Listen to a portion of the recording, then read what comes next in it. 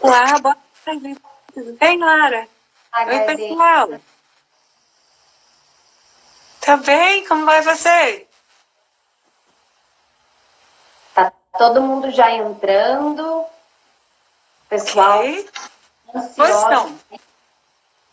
Bom, vamos começar então? Vamos. Professora Gardene Abad, é uma grande honra recebê-la aqui durante essa live. Gostaríamos de agradecer muito a sua participação em nome de toda a SBPOT. É com muita alegria que a gente promove essa live hoje com a professora Gardene Abad, que é uma das maiores pesquisadoras da área de psicologia organizacional e do trabalho no Brasil. A professora Gardene Abad atua nos programas de pós-graduação de Psicologia Social, do Trabalho, das Organizações e também em Administração na Universidade de Brasília. E ela coordena o grupo de pesquisa e trabalho, que é responsável por várias investigações e publicações recentes na área do teletrabalho, principalmente no setor público. Gardênia, muito obrigada pelo aceite do convite. Seja muito bem-vinda e fique bem à vontade para essa conversa sobre o teletrabalho e a crise do Covid-19. E eu vou estar aqui compilando as perguntas que forem aparecendo durante a tua exposição e vou repassá-las ao final da sua fala, tá bom? Tá ótimo. Muito obrigada, Lara. Eu queria, então, agradecer a diretoria inteira da nossa entidade, da SBPOT. Eu sempre tenho um grande prazer de participar de atividades da SBPOT. Na verdade, é uma entidade científica que tem essa finalidade de disseminar conhecimentos que sejam úteis para os profissionais da nossa área e de áreas afins, né? E acho que esse é uma prestação de serviços que a gente precisa e quer fazer. Eu tenho muito prazer, agradeço, me senti muito honrada, apesar de não saber fazer lives, eu sou uma pessoa de sala de aula, né, de encontros face a face, mas como todos estamos nos adaptando a essa realidade que talvez dure por algum tempo. Então, eu queria dizer que eu estou, então, inicialmente muito agradecida à SBPOT, e aceitei esse desafio, estou à disposição para a gente conversar bem francamente sobre esse assunto e também colocar à disposição o que a gente tem aprendido nas pesquisas. Nós, recentemente, eu tenho um grupo de pesquisa na UNB que tem trabalhado com esse assunto. Lara faz parte do nosso grupo, né, à distância, mas tem participado dessas discussões que vimos fazendo. Inicialmente, estudamos as características do desenho do teletrabalho em organizações públicas, fizemos um estudo com a aplicação de questionários, e aí sentimos uma necessidade muito grande de fazer entrevistas e também de fazermos grupos de foco. Por que nós percebemos essa necessidade? Que o teletrabalho não é somente uma mudança de mídia, de recursos de apoio ao trabalho. Ele é uma mudança na cultura da gestão, na cultura das relações de trabalho.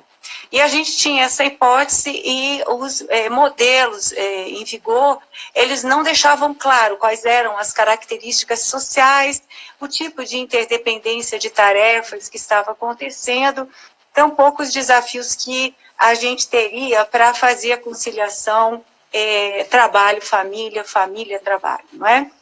Então, nesse grupo de pesquisa nós continuamos. Depois disso, Juliana Legentil, minha aluna de doutorado, ela fez uma dissertação de mestrado e que defendeu recentemente, e que ela fez muitas entrevistas, centenas de entrevistas e grupos focais, inclusive se deslocou no Brasil para várias regiões e cidades brasileiras, em que a gente pôde verificar, então, que realmente nós tínhamos razão, precisávamos fazer um estudo qual e quant, para compreendermos a importância de variáveis de contexto mais amplo, como contexto político, contexto social, contexto local, regional, afetando como o teletrabalho ocorre. Tá? Então, eu só estou fazendo esse preâmbulo porque nós temos, então, e onde eu posso, então, eu queria falar de duas realidades, porque essa é a realidade que a gente conhece, é uma realidade de serviço público federal.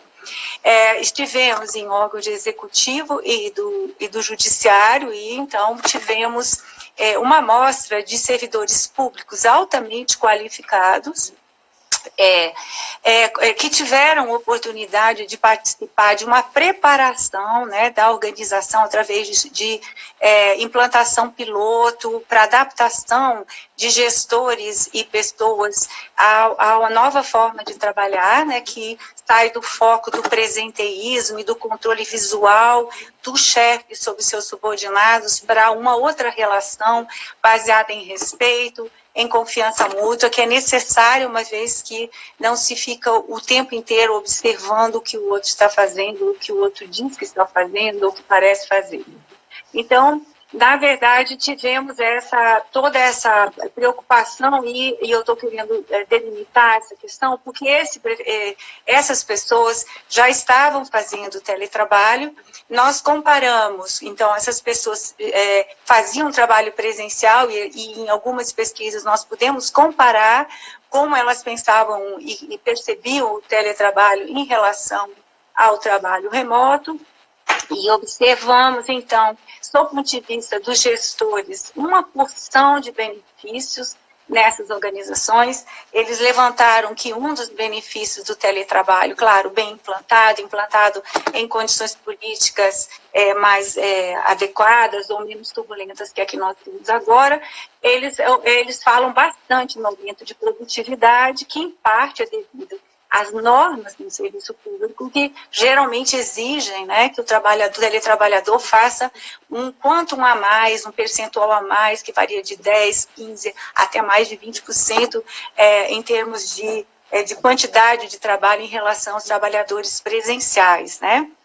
E aí, essa é uma questão que a produtividade realmente aumenta, e nós temos relatos muito interessantes de gestores que falam, e também de servidores que eram mais introvertidos, que tinham uma produtividade menor, e que no teletrabalho se sentiram mais motivados a trabalhar. Então, a gente observa tanto sob o ponto de vista do servidor teletrabalhador, então, eu vou repetir, antes do coronavírus, né, pessoas que se prepararam, organizações que tinham todo um suporte, como o Tribunal Superior do Trabalho, como o CGU, todo um suporte de controle e de gestão do teletrabalho, né?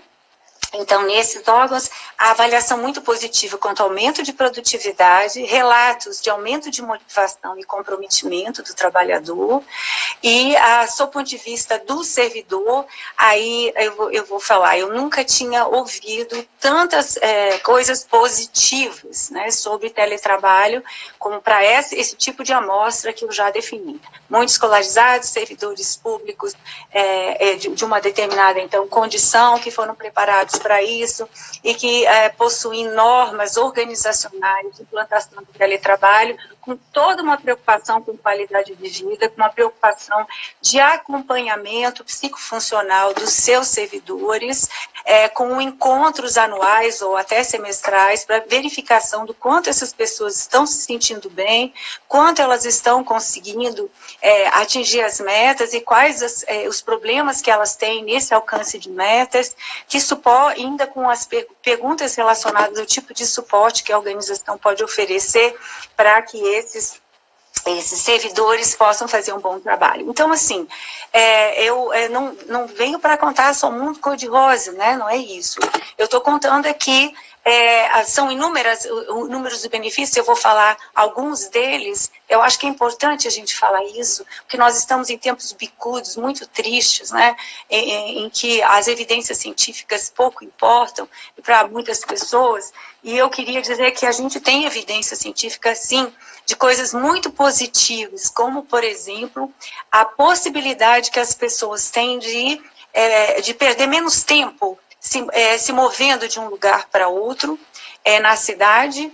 Há relatos nas nossas amostras de pessoas que levavam em torno de 2 a 3, até 4 horas nos seus deslocamentos. Não deve ser, eu vou fazer um parêntese, isso a gente observa na literatura internacional, que o teletrabalho tem sido, desde a década de 70, muito mais bem sucedido em cidades de grande movimento, onde há uma grande densidade demográfica e problemas de mobilidade. ou então ele se espalha, o teletrabalho, ou ele se expande em momentos de crise, como foi na crise do petróleo, e em vários outros momentos no mundo em que houve esse tipo de questão, como agora temos, né? Não, eu acho que essa guerra que nós estamos enfrentando é maior do que todas as anteriores. Mas, na verdade, o que a gente observa? Que o local onde o teletrabalho ocorre, se é uma cidade pequena ou uma cidade grande, faz diferença no quanto aquilo vai afetar a qualidade de vida, o bem-estar, né, daquele servidor, daquele trabalhador.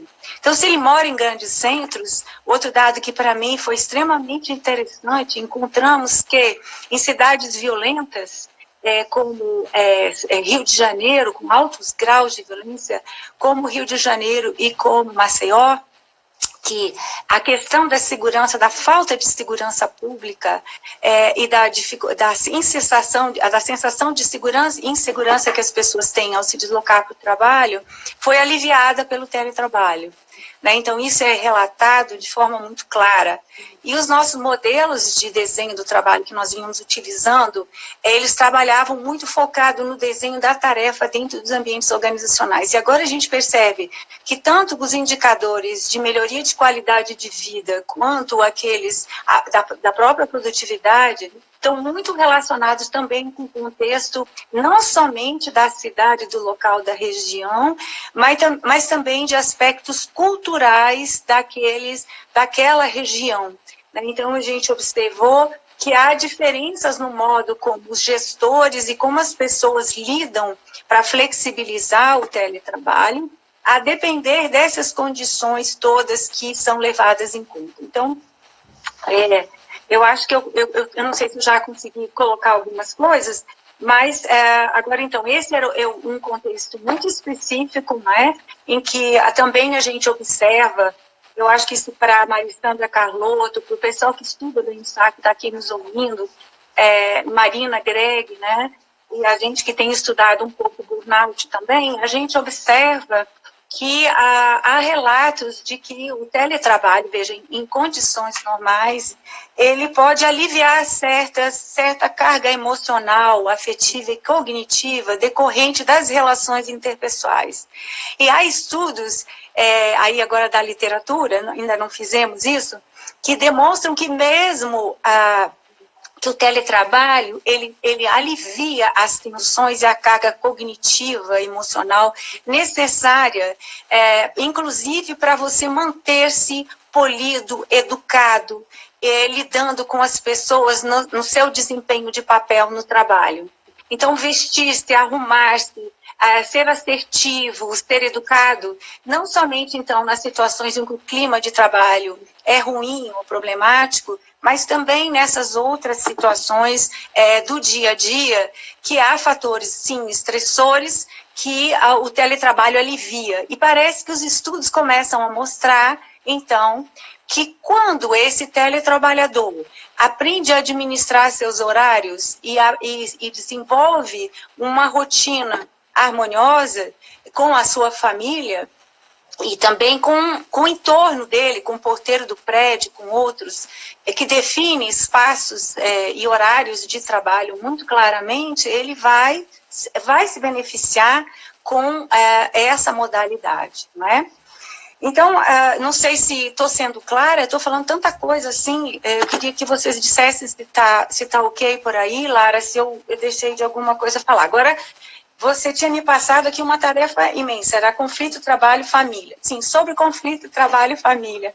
Nós encontramos coisas muito interessantes. Há conflitos, sim, há dificuldade, tanto para homens quanto para mulheres. Talvez as dificuldades estejam maiores para alguns ou outros, mas depende muito. Não está tão marcada a diferença de gênero, assim, a gente não encontrou tanta marcação nessa questão. Mas o que aparece é que uma das dificuldades que as pessoas enfrentam é ter um local livre de ruídos para se concentrar. Bom, em parte, isso tem a ver com as tarefas que que transitaram para o teletrabalho nesses órgãos onde nós estudamos no serviço público. São trabalhos complexos que exigem alta concentração, que exigem um alto grau de especialização e de conhecimento e também de experiência naquela tarefa. Inclusive, em muitos desses órgãos, fica claro que as pessoas que foram para o teletrabalho são as pessoas mais experientes e que dependem de menor suporte de gerentes e de outros colegas para executar o trabalho. Outra coisa que nós observamos é que os trabalhos que foram para teletrabalho, em sua maioria ou predominantemente, foram trabalhos em que não há muita interdependência de tarefas. Então, veja, eu quero falar do conflito trabalho-família e acabo entrando nesse outro assunto. Mas por que eu estou falando dessa questão? Porque quando eu tenho um trabalho que ele é isolado, que ele é praticamente isolado, é um trabalho que eu posso fazer início, meio e fim, ele tem identidade de tarefa, né? O indivíduo consegue fazer toda a tarefa, ele tem os conhecimentos e habilidades necessários, ele está acostumado àquela complexidade. Mesmo assim, ele reclama que no trabalho presencial ele é interrompido o tempo inteiro pelos colegas e por conversas informais e por assuntos laterais, que ao invés de descansar, e aí isso é outra carga que eu queria comentar, carga psíquica, carga emocional, que é de você ter que deixar o seu trabalho para conversar. Muitas vezes essa desconcentração, ela leva, isso também tem a literatura mostrando, ela leva a uma sensação, se for crônico e repetido no ambiente de trabalho, pode gerar exaustão e pode ser um dos fatores a levar a burnout. O fato do indivíduo ter metas a cumprir no trabalho presencial, por exemplo, ou no outro, e não conseguir de modo algum concentrar-se. Então, a primeira coisa que é conflito trabalho-família, é quando você não tem um espaço, alguma coisa reservada, livre de ruídos, em que em algum momento você possa se concentrar no seu trabalho, sem que haja interrupções e outras coisas. Claro, em que situação eu estou falando isso? Situação que o trabalho é extremamente complexo, que exige redação de documentos, análise, síntese, competências mais elaboradas, que foi o nosso contexto de pesquisa. Certo? Outra coisa que a gente observa é uma dificuldade, uma disciplina que essa pessoa precisa instalar na própria família e entre os seus familiares de forma geral, filhos e tudo mais. É aquela conversa de explicar que agora estou trabalhando, né, que preciso me concentrar, não posso fazer outras coisas. E já fiz palestras em vários lugares em que as pessoas me contam assim, que no início, muitas vezes, chega um familiar dizendo, já que você está aqui, por favor, você poderia lavar a louça? Já que você está aqui, você poderia ir ao supermercado? Agora nem isso pode fazer, né? Não dá para ir. Pois é. Então, o que acontece? Esse já aqui é algo que a gente tem que tomar cuidado em condições normais de temperatura e pressão. Então, essa é uma das questões do conflito. Outra questão da divisão de tarefas, né? Como fica dividida a tarefa da casa para que as coisas possam ser realizadas a contento, né? Quando os familiares trabalham, mais de um familiar trabalha, isso vai se tornando cada vez mais complexo. Então, é extremamente importante a gente verificar, e aí é por isso que eu falo que existem duas realidades, ou três, ou quatro. Aqui nós estudamos, nós verificamos que as pessoas utilizam ou têm um lugar especial, ou uma coisa que nós já imaginávamos, ela utiliza dispositivos móveis e se movimenta dentro da casa toda, mudando de ambiente. Então, alguns falam que isso é muito bom, porque descansam um pouco, observam o movimento de outras coisas, mudam de posição. E, por outro lado, existem as preocupações ergonômicas, porque essa pessoa pode escrever e trabalhar deitada, sentada, etc. Bom, isso é considerado, por um lado, um espaço de liberdade, um espaço de autonomia, de flexibilização de tudo, mas, por outro lado, existem sempre os riscos associados a essa mobilidade interna na casa. E não só mobilidade interna. Observamos antes da Covid que as pessoas iam para cafés, ou então para lugares, em algumas organizações já há essa ideia, inclusive, de ter alguns espaços mais próximos da residência dos indivíduos e ir lá fazerem o seu próprio trabalho longe, né, dos ruídos da casa, né, que são aqueles ruídos que chamam mais atenção e às vezes tiram mais a concentração do trabalhador. Que mais de conflito trabalho-família? Bom, a gente tem observado muitas estratégias legais que as pessoas contaram nas pesquisas, né? Uma dessas estratégias, algumas pessoas até fazem um escritório fora de casa, outros fecham um local, né? E avisam a família que vão trabalhar naqueles, e outros que não têm esse local, e aí relatam a dificuldade de ter que trabalhar na sala, quando não há muitos cômodos no apartamento, né? Então, nós vamos entrar depois numa outra realidade que eu gostaria de discutir um pouco, que nós precisamos, inclusive, estudar, que é quando não se tem conforto, uma casa confortável, espaçosa, com todos esses equipamentos e com possibilidade de escolher um cômodo com essa privacidade necessária, sabe? Então, eu fico muito chateada com essas receitas de bolo que estão aparecendo por aí, não gosto. Quando se fala, como agora, né, aquela coisa do fica em casa. Você tem condição de ficar em casa, né? Essa é uma pergunta. Então, você tem condição de fazer o teletrabalho? Acho que muita gente não tem. Condições, que eu quero dizer, de ambiente físico e de equipamentos em condições. Não é o caso das nossas amostras, mas nós encontramos subamostras que relatam essa dificuldade, né, de não terem uma banda larga boa, de terem um espaço improvisado em cozinha, em sala, então, que pode gerar tanto problemas de concentração, de estresse, de burnout em longo prazo, coisas desse tipo. Eu não sei se eu esqueci alguma coisa de conflito, trabalho e família, mas basicamente as pessoas têm manejado com acordos, conversas. Então, pessoas que, por exemplo, fazem o seguinte: quando os filhos saem, elas começam a trabalhar. Então, tem um turno do dia que elas retiram para fazer todo o seu trabalho.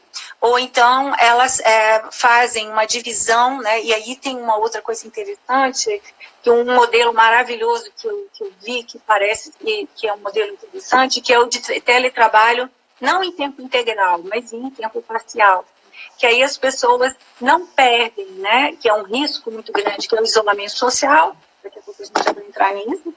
A questão de se você fica somente no teletrabalho por muito tempo, você vai aumentando seus riscos de isolamento social dos seus colegas, de outras pessoas. E nós já ouvimos relatos de pessoas que tiveram que se retornar do teletrabalho, que estavam deprimidas, ou porque tinham filhos recém-nascidos em casa, que tornavam incompatível o teletrabalho com a concentração necessária para a realização de tarefas, certo? Então, tem várias coisas aí. É tanta coisa que eu estou lembrando aqui que eu não sei se eu já falei todas as coisas. Juliana deve estar por aí. Tá ok, Juliana? Lei Gentil, ou ainda alguma coisa que eu esqueci. Bom, então, nesse conflito trabalho-família, outra estratégia que eles utilizam é quando há, por exemplo, crianças em idade maior, né? Então, as crianças aprendem a respeitar. O que a gente observou é que aprendem a respeitar. Queria falar também um pouquinho sobre o acompanhamento da condição psíquica desse teletrabalhador. Agora vamos entrar logo na Covid? Então, eu falei o seguinte: temos evidências muito fortes no Brasil e fora do Brasil de que o teletrabalho, quando bem conduzido, bem gerenciado, bem distribuído, o que quer dizer bem distribuído? Sem sobrecarga, sem aumento de carga, com tempos de repouso, o indivíduo tem que descansar, ele tem que ser aconselhado, tem que se explicar a ele que ele precisa fazer momentos de descanso e de lazer, ouvir música, brincar com os filhos, fazer outras coisas e voltar ao trabalho. Que esses momentos de descanso, eles são fundamentais para qualquer trabalhador, de modo que ele consiga, então, se recuperar e não cronificar o estado de exaustão. É muito comum o indivíduo achar que tem que trabalhar o tempo inteiro. Então, o que pode acontecer? Os afazeres domésticos são múltiplos, Então, a pessoa trabalha o dia inteiro e duplica ou triplica a quantidade de coisas que ela faz. Ao invés dela balancear e inserir o trabalho nessas coisas, e o trabalho nesses afazeres, ela se esquece disso e começa a trabalhar sem parar. Então, há relatos de pessoas que trabalham à noite, que trabalham em finais de semana. Então, os workaholics, eles existem em qualquer canto, em qualquer modalidade. E o teletrabalho, ele pode gerar isso, se a pessoa não se disciplinar, né, para lidar com esse equilíbrio entre o que ela precisa fazer dentro de casa e outras atividades, e aquilo que ela precisa fazer no trabalho. Se não houver um balanceamento com momentos de lazer, certamente teremos um aumento de burnout e de outros adoecimentos, né? Bom, outra coisa que nós observamos é que o teletrabalho propicia uma coisa importante. As pessoas começaram a cozinhar em casa, a fazer a própria comida, emagreceram e começaram a sentir prazer em vários dos afazeres domésticos e de situações que há muito tempo não podiam vivenciar. Então, como eu tinha falado, eu estou enfatizando muito isso para dizer o seguinte: eu não gostaria, sabe, eu ficaria muito infeliz se daqui para frente começarem a usar indevidamente teletrabalho para explorar a mão de obra pouco qualificada, para exigir redução de salário. O teletrabalho não é isso. O teletrabalho é uma coisa que pode ser extremamente positiva, que se a gente tiver cuidado com o acompanhamento psicofuncional, com o treinamento das pessoas para isso, a preocupação com os gestores, eu tenho muita preocupação com o gestor de teletrabalho, porque ser gestor já é difícil, agora gestor de teletrabalho é muito mais difícil ainda, na medida em que nós estamos, inclusive, fazendo uma pesquisa sobre isso, depois eu posso disponibilizar o link, essa pesquisa perguntando para os gestores como é que eles estão lidando com essa situação. E muita gente está escrevendo para a gente: estamos perdidos, estamos sem saber o que fazer. E não é por falta de orientação do que o órgão, o que tem que fazer nesse momento do Covid-19, nada disso. É perdido porque não sabe como vai se organizar para acompanhar pessoas em lugares distantes, né? Muitas vezes sem dica visual, com predomínio nós observamos, estamos só 100 e poucos questionários, a gente quer chegar a muito mais, mas esses questionários já mostram para a gente uma realidade que demonstra que os gestores, eles não foram preparados, muitos deles, para utilizarem as diversas ferramentas de comunicação e de gestão. Né? Então, alguns usam, muita gente usa, mas outros estão usando o WhatsApp. Eu fico imaginando que loucura você fazer pelo WhatsApp a gestão. E a gente observou que esses gestores que responderam para a gente, eles têm de 10 a 15 pessoas predominantemente sob a supervisão deles. Então, os gestores também são pessoas sujeitas, ou até muito sujeitas ao estresse e ao burnout. Eles foram, tanto quanto os teletrabalhadores, agora nesse momento da Covid-19, jogados para o teletrabalho. Então, o que acontece? Isso aqui é o momento que a gente precisa conversar. Então, imagine agora o que está acontecendo. As pessoas em isolamento social, lidando com medo, com sofrimento, com adoecimento de familiares e amigos, com falecimento de pessoas vinculadas a ela, com todos esses conflitos que nós estamos verificando, com toda a dificuldade que se tem de sonhar e de planejar em curto e médio prazos doravante, com todos os cortes de recursos, com essas medidas que parece que vão, aos poucos, retirando direitos trabalhistas.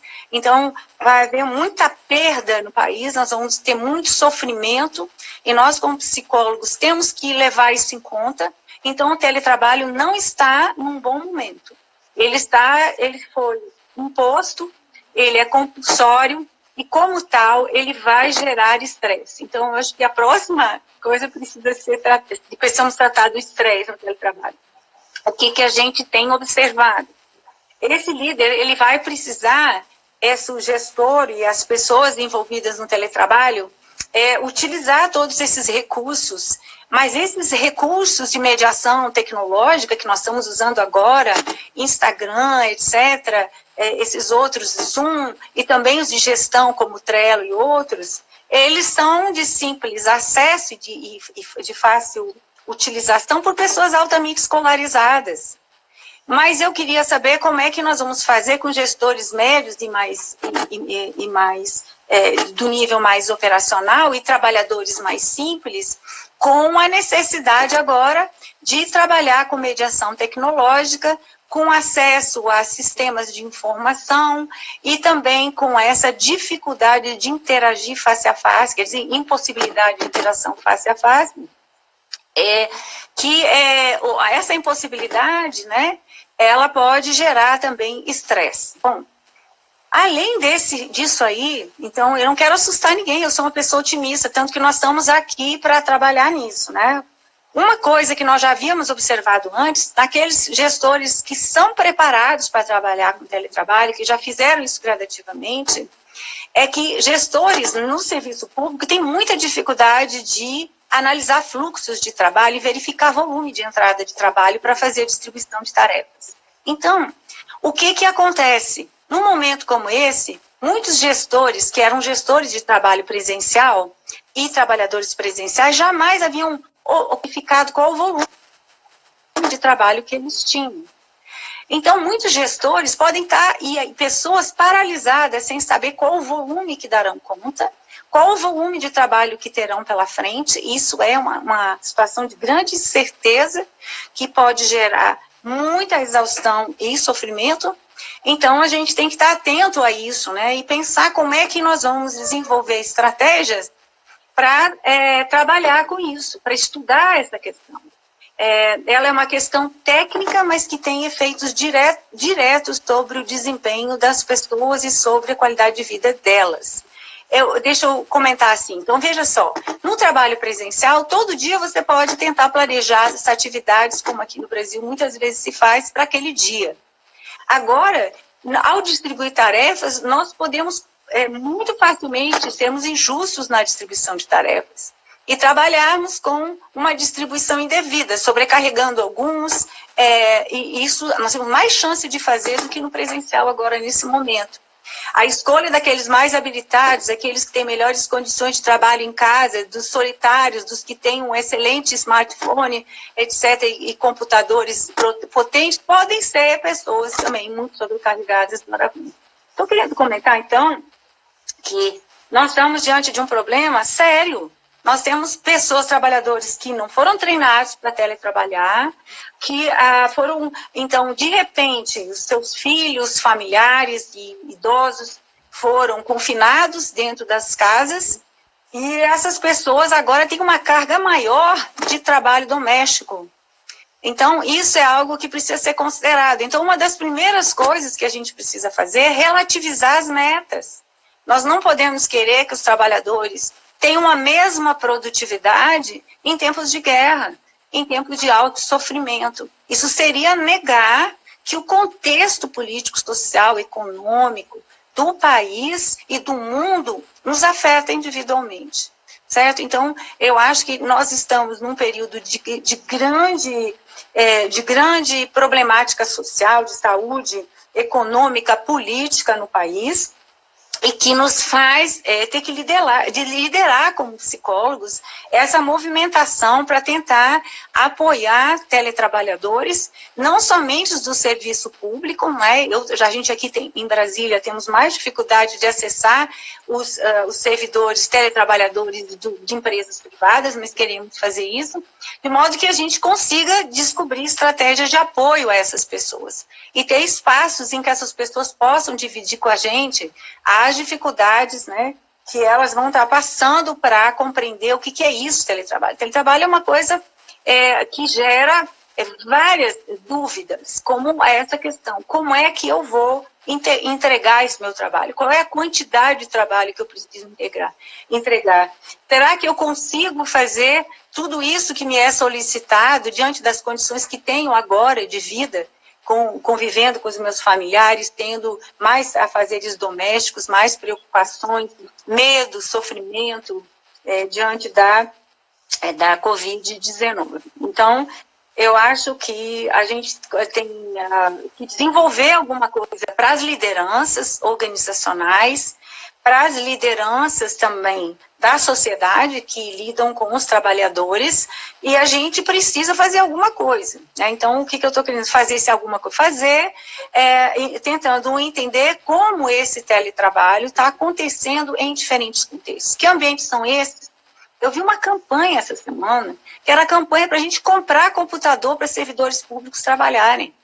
Isso é um absurdo, completo. Por quê? Porque o que acontece? Muitos desses trabalhadores provavelmente são do executivo daqueles salários mais baixos. Então, que provavelmente terão muita dificuldade de adquirir os equipamentos necessários para a execução do teletrabalho. Então, a gente tem muita coisa aí para analisar. Em condições normais de temperatura e pressão, para pessoas que têm um salário bom, né? Já tivemos isso, que são benefícios do teletrabalho, as pessoas gastam menos. Elas gastam menos com roupa, com sapato, com gasolina. E no final sai elas por elas. Aqueles que têm poder aquisitivo conseguem comprar os seus equipamentos e realizar o seu trabalho à distância sem problemas. Mas aqueles que não têm, eles vão ser jogados no teletrabalho e provavelmente com uma sobrecarga maior do que tinham no presencial, já que há previsão de demissão, né? E acho que a gente tem que deixar muito claro isso, que o teletrabalho não é estratégia para reduzir pessoal, não foi criado para isso. Tá? O teletrabalho é uma modalidade de flexibilização e de mudança das relações entre pessoas, né? Deixando de ter uma cultura baseada no presenteísmo para ter uma cultura baseada no respeito pelo outro ser humano. Então, eu entendo que nós estamos com uma grande preocupação, então, com a qualidade de vida desse nosso trabalhador. Em especial, esses teletrabalhadores que não tinham experiência alguma com teletrabalho no passado. Já falei um tanto, né? Tem alguma coisa que...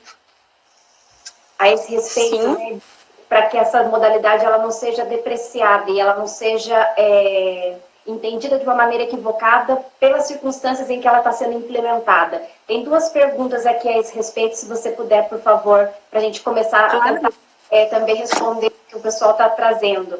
Como pensar o teletrabalho para aqueles que estão tendo a sua primeira experiência durante a quarentena, né? E como não confundir o home office com o isolamento social, porque as pessoas agora vão começar a associar que teletrabalho, né, tem esse ponto muito negativo, porque está numa condição que a gente está totalmente distanciado, né, das nossas atividades, dos nossos colegas, familiares e assim por diante. Se você puder comentar um pouquinho.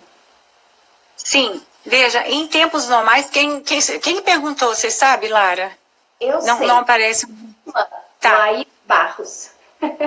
Tá, Laís, olha, Laís, antes, em condições normais de temperatura e pressão, antes do Covid-19, isolamento social era alguma coisa, um fenômeno que poderia acontecer em longo prazo com os teletrabalhadores em tempo permanente, sem aqueles teletrabalhadores que ficam o resto da vida trabalhando como teletrabalhadores naquela organização, tá? Que ainda a gente nem tem muito, eu acho que essa situação no Brasil, né? Acho que não. Bom, o que acontece? Nós temos sim esse risco de associação do teletrabalho a esse sofrimento que nós estamos passando, porque na verdade não é só um isolamento, é um isolamento afetivo, né? Nós não podemos tocar, não podemos ver os nossos familiares, os nossos amigos, e agora a gente está verificando a importância do encontro face a face, e a importância de ter os colegas e de ter as dicas não verbais que a gente tem quando está face a face com alguém, conversando, batendo um papo em coisas informais também, mas principalmente no trabalho, né, que agora é o nosso foco. Então, eu penso que é um risco que nós temos. Tá? O teletrabalho, inclusive, ele como a educação à distância ficou, tá? Por muito tempo e até hoje estigmatizada, porque se faz mau uso daquele conjunto de estratégias. E, na verdade, o que eu estou querendo dizer é que os princípios do teletrabalho, que têm sido utilizados na gestão de pessoas em teletrabalho, têm sido princípios muito meritórios, são princípios focados em novos valores de gestão de pessoas, gestão estratégica de pessoas, gestão focada na qualidade de vida, na diminuição dos índices de burnout, né?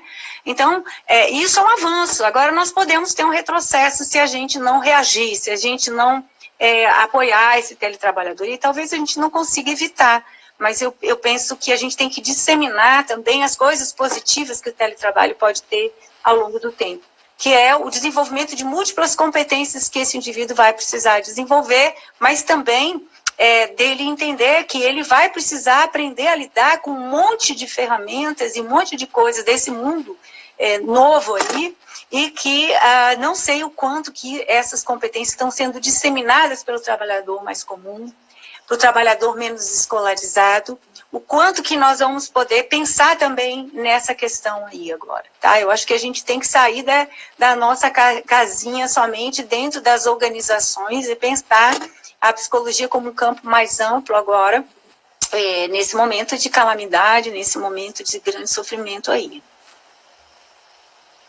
Tem mais alguma pergunta? Sim, Gardênia. Quanto tempo, em média, para o trabalhador se adaptar ao teletrabalho? E agora, como você comentou da questão de gestão, né, também foi pontuado aqui que é uma questão delicada, a relação de confiança, né, na gestão. No trabalho presencial, sim, e no teletrabalho pode ser, né, também algo crítico, se você puder comentar um pouquinho. Bom, a gente não tem isso em pesquisas definido quanto tempo. O que a gente observa é que as organizações que fazem um estudo piloto, que fazem uma implantação inicial de 6 meses, às vezes 1 ano, ela consegue, então, ir adaptando as próprias normas, né, e aperfeiçoando. E há organizações que, depois de implantarem o teletrabalho, continuam ouvindo os trabalhadores para fazerem essas mudanças.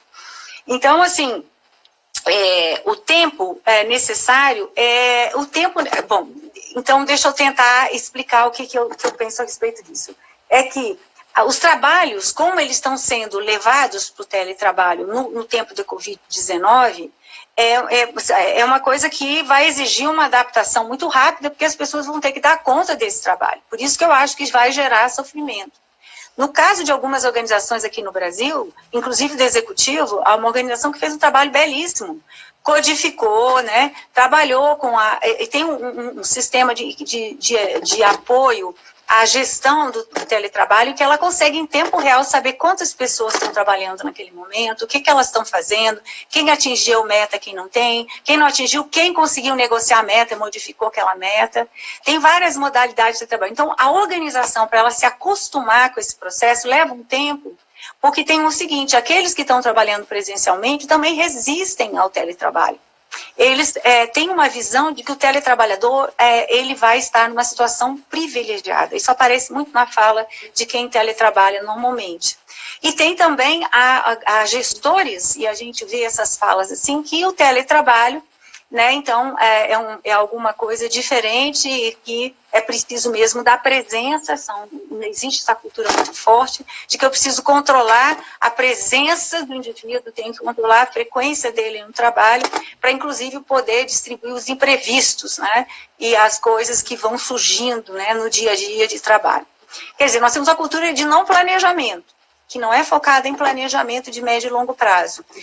Muitas vezes as organizações não conhecem os fluxos de trabalho. Então, se não conhecem o volume e os fluxos de trabalho, provavelmente terão dificuldade de se adaptar ao teletrabalho e cometerão injustiças também e coisas muito erradas, do tipo dividir tarefas erradamente dentro das unidades e entre as unidades, né? Porque o que a gente observa é que há uma indicação de que as organizações se preparem para isso, que elas utilizem os sistemas de informação e de comunicação que elas utilizam, por exemplo, o SEI no serviço público, para tentar analisar volume de trabalho, tempo de execução dos trabalhos, para que a distribuição de tarefas não seja desigual, não seja pouco equitativa, não seja...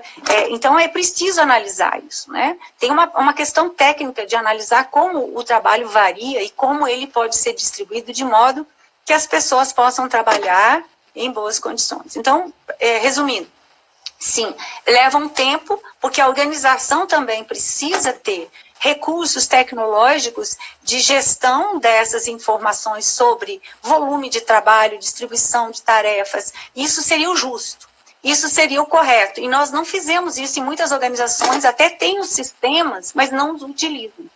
Então, a gente precisa ver como pode, aí está, por exemplo, o pessoal do serviço público, do executivo, que usa a SEI e outras organizações que usam o SEI.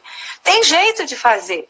É trabalhoso, mas é algo que vai levar algum tempo, que pode ser feito, inclusive, conjuntamente com as equipes.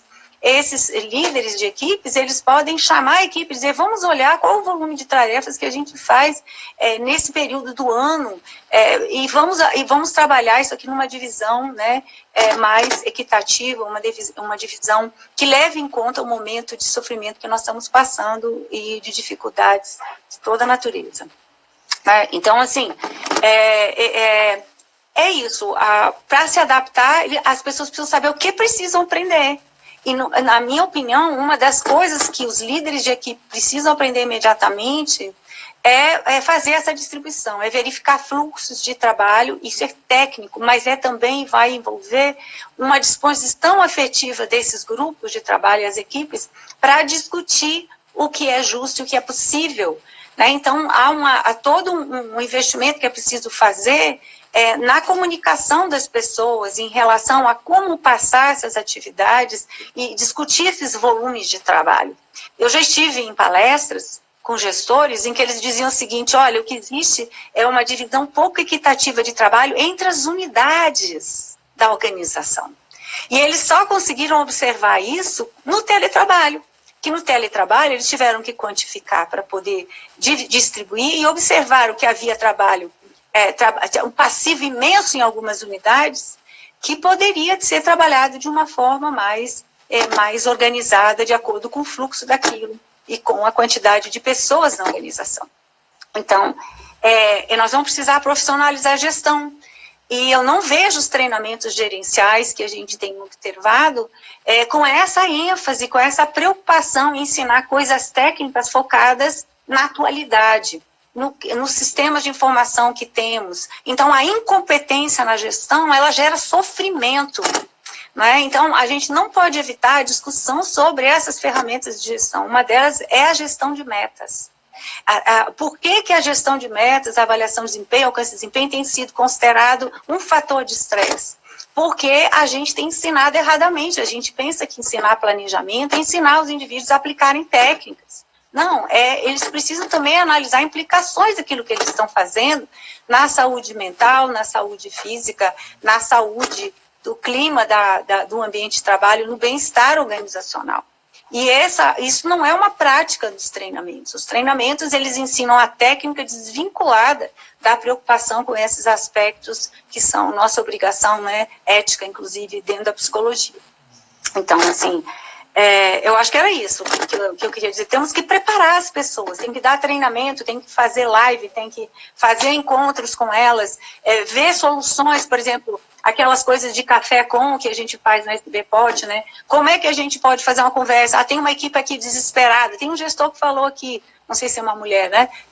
Não, era mulher, ela disse, olha, estou completamente desamparada, eu não tenho o nome dela para dizer, bom, vamos conversar, né? Então, eu acho que é isso, assim, a gente pensar em estratégias de disseminar como essa conversa pode acontecer num clima mais ameno, diante de uma situação em que nós estamos obrigados ao isolamento para combate à pandemia, né? Quer dizer, uma obrigação moral, ética e tudo mais. A gente precisa mesmo ficar em casa, se possível, né?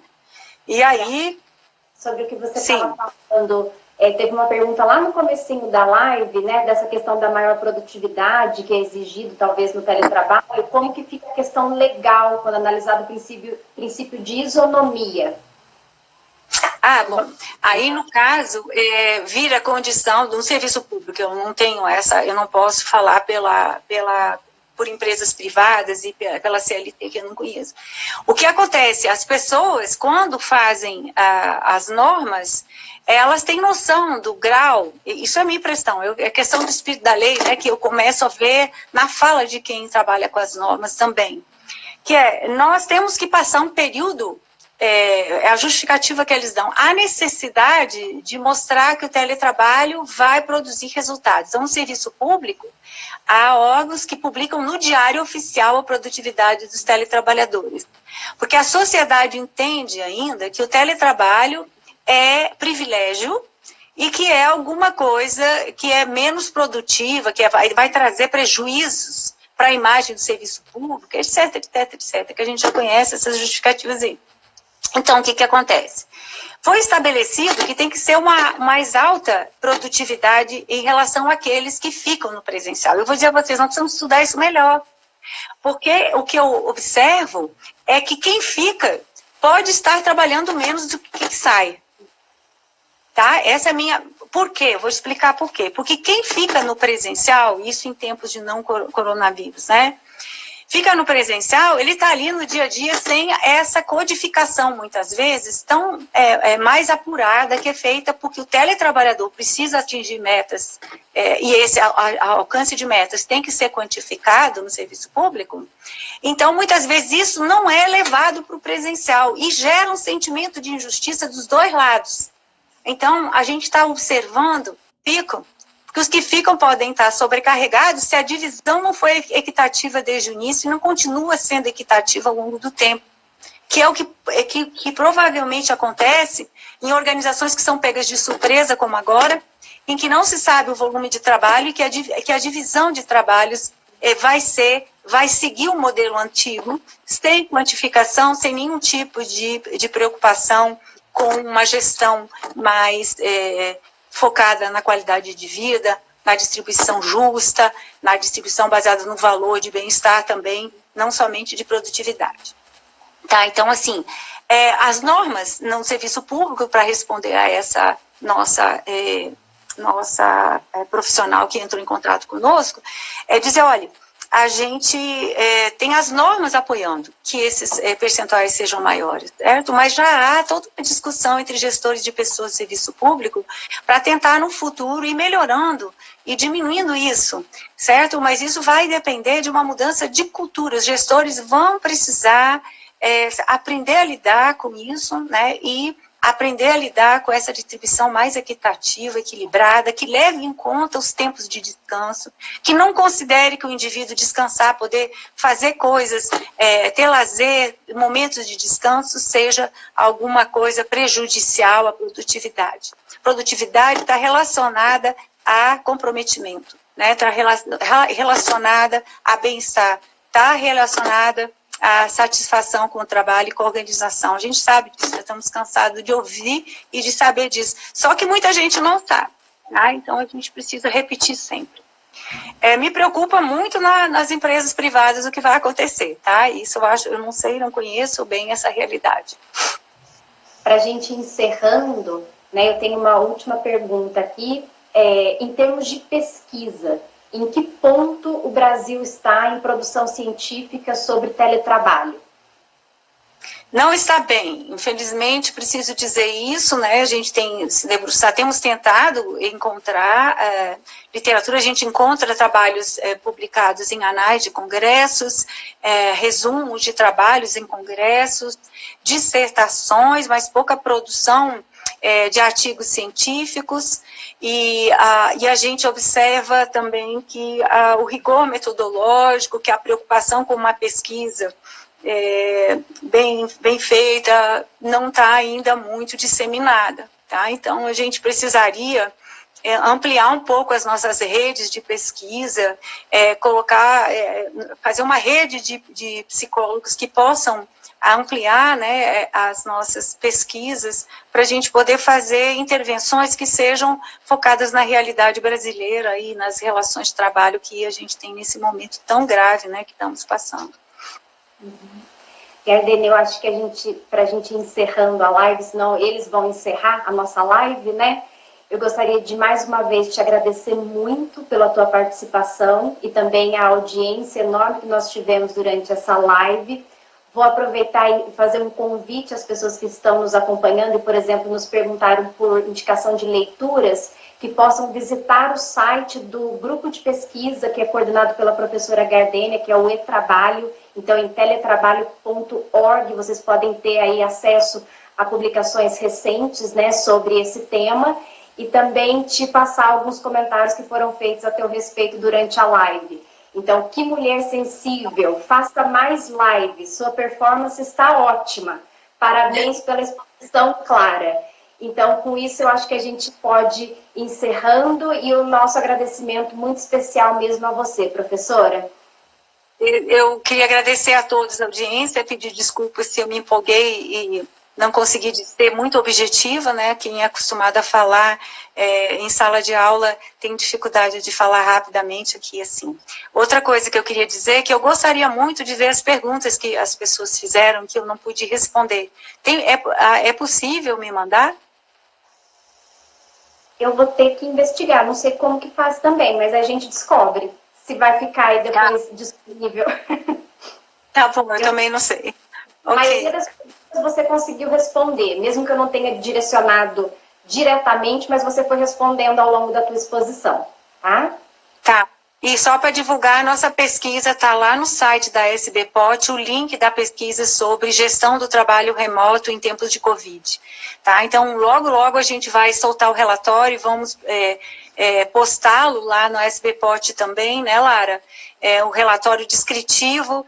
Estamos com muito poucos casos, a gente precisa de mais gente respondendo para a gente pensar em ações de intervenção focadas em pesquisa e evidência científica. Tá bom?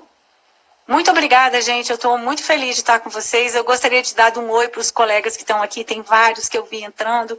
Meu coração está mandando muitos beijos para vocês. Estou com saudade do face a face. Sou uma pessoa do carinho, do contato.